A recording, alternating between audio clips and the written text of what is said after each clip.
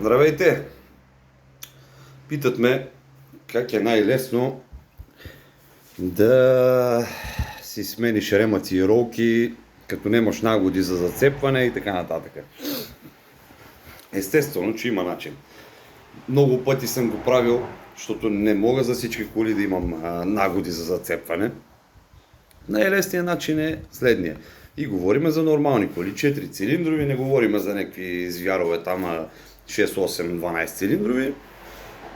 За нормалните бракми, обяснявам сега за нормалните бракми, да не почнете. Да, ама моята 500 коня, не знам си какво там. Глупостите, обичайните, нормалните коли. Така, да минем на темата. Как по-точно? Сваляш всичко, там откриваш си ремъка, сваляш долната шайба, където е на коленовия вал долу, тя е с 4 болта обичайно.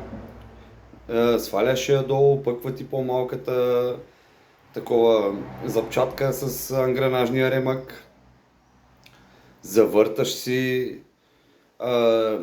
ремъка да ти дойде на лабаво положение, да не е поднапан. Взимаш си един примерно лак, може и маркер, ама маркер трябва някой къде не се трие. Примерно лак, някакъв по-изкрящ, жълт, някакъв такъв да се вижда много да се вижда хубаво, нали, бял. Правиш си един белек долу на коленовия вал, на самия корпус и на запчатката. После минаваш горе на разпределителния вал, правиш на запчатката, правиш и на корпуса. Третото минаваш на помпата, нафтовата, ако е дизел, минаваш на нафтовата помпа, също правиш белек на корпуса и на запчатката. И другото вече не те интересува. Водна помпа не те интересува, ролката не те интересува, паразитните ролки те не те интересуват, те се изхвърлят, така че на тех белек не трябва.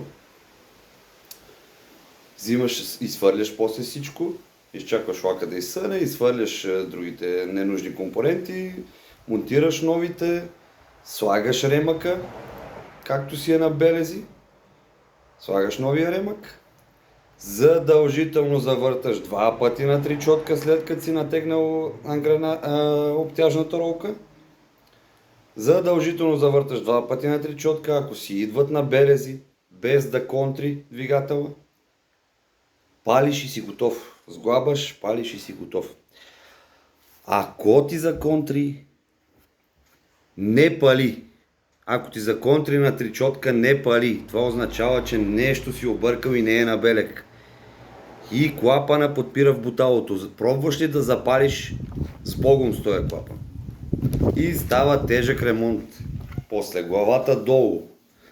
Смяна на клапани. Напасване. Па гумички. Па шлайфания най-вероятно ще трябва. Не дей. Видиш ли, че контри, спри до там, или викни някой, или си виж, че нещо грешиш белезите. Това е. Дано да съм бил полезен. Надявам се да съм бил полезен. Опитвам се да ви помогна с каквото знам.